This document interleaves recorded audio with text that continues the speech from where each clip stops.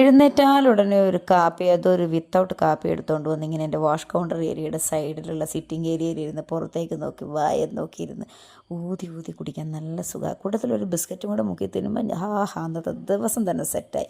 ഇന്ന് രാവിലെ ഭയങ്കര മഴയായിരുന്നു. അപ്പോൾ അതിൻ്റെ ഒരു ഈർപ്പത്തിൽ പുറത്തെ അകത്തെ ചെടിയൊക്കെ ഇങ്ങനെ നനഞ്ഞ് കുളിച്ച് തോർത്തി നിൽക്കുകയാണ്.